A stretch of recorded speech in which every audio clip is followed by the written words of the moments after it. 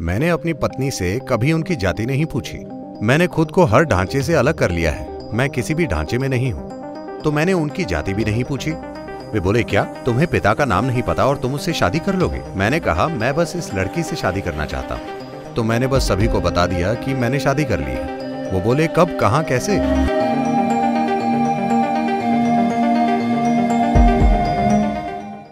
हमें लगता है कि आजकल माता पिता कई पहलुओं में अपने बच्चों के लिए खुले विचार रखते हैं। हालांकि जब इंटरकास्ट मैरिज की बात आए तो लोग आज भी पुराने ख्यालों के हैं और वे एक ऐसी लकीर खींच देते हैं जिसे बच्चे पार नहीं कर पाते।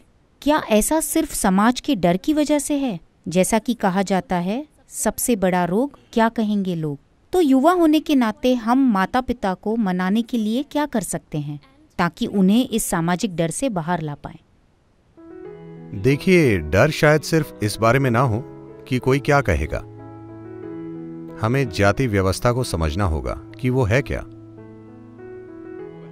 इससे पहले कि मैं ये कहूं, मैं चाहता हूं कि आप ये समझें कि मैंने कभी किसी से ये नहीं पूछा कि आपकी जाति क्या है, क्योंकि ये बात कभी मेरे मन में आती ही नहीं है। तो मैं इंटरकास्ट मैरिज के खिलाफ हूं, क्योंकि अब कोई ये एक लाइन लेकर मुझे मुसीबत में डाल देगा। लेकिन मैं ऐसा करता रहता हूं क्योंकि यही उद्देश्य है। मैं इंटरकास्ट मैरिज के खिलाफ हूं क्योंकि सबसे पहले आप खुद को एक जाति का मानते ही क्यों हैं और फिर दूसरी जाति से जुड़ना चाहते हैं।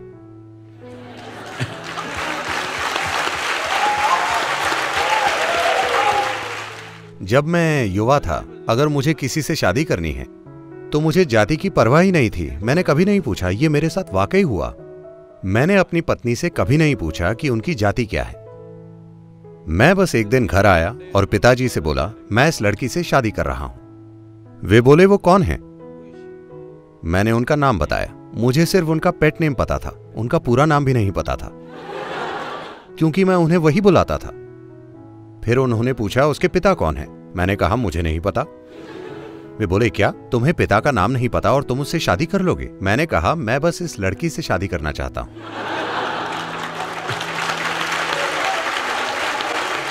मुझे उनके पिता से शादी नहीं करनी, ना ही उनकी संपत्ति से, ना खानदान से। मैं बस लड़की से शादी करना चाहता हूं। वो किस जाति की है? मैंने कहा, मुझे नहीं पता। क्या तुम उनकी जाति भी नहीं जानते? मैंने कहा, मुझे नहीं पता, क्योंकि जो लोगों ने मुझे बताया है उसके अलावा मुझे खुद अपनी जाति कहीं महसूस नहीं होती। मैंने खुद को हर ढांचे से अलग कर लिया है। मैं किसी भी ढांचे में नहीं हूं, तो मैंने उनकी जाति भी नहीं पूछी। तो मैंने बस अपनी पत्नी से कह दिया कि तुम मेरी पत्नी हो, बस। वो बोली, बस ऐसे ही? कोई गवाह नहीं, कोई व्यवस्था नहीं, फूलमाला भी नहीं? मैंने कहा, देखो, कोई भी गवाह मुझ पर कोई बात नहीं थोप सकता। When I say something, that's it. जब मैं कुछ कहता हूं तो बस, मैं उससे पीछे नहीं हटूंगा। मैंने कह दिया, तुम मेरी पत्नी हो, बस हो गया। तो मैंने आकर सभी को बता दिया कि मैंने शादी कर ली है। वे बोले, कब, कहां, कैसे? आप उसकी चिंता ना करें, ये मेरी पत्नी है, बात खत्म। तो मैं कह रहा हूं कि आप खुद को एक जाति का क्यों मानते हैं और फिर दूसरी जाति से जुड़ना चाहते हैं? जरूरी नहीं है, लेकिन एक सामाजिक स्थिति की वजह से इस देश में जाति व्यवस्था लंबे समय से इसीलिए मौजूद है क्योंकि कौशल सिखाने का यही एकमात्र तरीका था। मान लीजिए आपके पिता सुनार हैं, वे आपकी शादी एक अन्य सुनार से ही करेंगे, क्योंकि बचपन से आपने सुनार की मदद की है। आप जानते हैं कि ये काम कैसे किया जाता है। मान लीजिए वे आपकी शादी लोहार से करा देते हैं, तो आप उस घर में जाकर परेशान हो जाएंगे और आप उस बारे में कुछ नहीं जानते, क्योंकि ज्ञान सिर्फ परिवार के जरिए ही दिया जाता था। आज हम नहीं जानते कि इनके पिता क्या करते हैं, पर ये इंजीनियर बन गए हैं। हम नहीं जानते कि आपके पिता क्या करते हैं, पर आप बायोलॉजी के क्षेत्र में हैं, क्योंकि हमारे पास संस्थाएं हैं जो शिक्षा देती हैं। जब वो संस्थाएं नहीं थीं और सिर्फ परिवार में शिक्षा मिलती थी, तब हम उसे बिगाड़ना नहीं चाहते थे, तो हमने वो बनाए रखा। अब उसकी कोई जरूरत नहीं है। जाति व्यवस्था के एक हिस्से का अब कोई मतलब नहीं है। लोगों के जाति से जुड़े रहने का एक और कारण यह है कि देश में कोई सामाजिक सुरक्षा नहीं है। अगर कल आपके जीवन में कुछ गलत हो जाए, आपने किसी अजनबी लड़के से शादी कर ली और आपके जीवन में कुछ गलत हो गया, आप बीमार हो गए, वो बीमार हो गया, दुर्घटना हो गई, कुछ हो गया, अब आप सिर्फ अपनी जाति वालों से मदद मांग सकते हैं। आप किसी और के दरवाजे पर दस्तक देंगे तो वो अपना दरवाजा नहीं खोलेंगे, आपको अपनी जाति के पास जाना होगा। अगर आप कहेंगे मैं इस जाति का हूं तो वो कहेंगे आइए हम आपके लिए कुछ करते हैं। तो ये सामाजिक सुरक्षा है जो आज भी मौजूद है।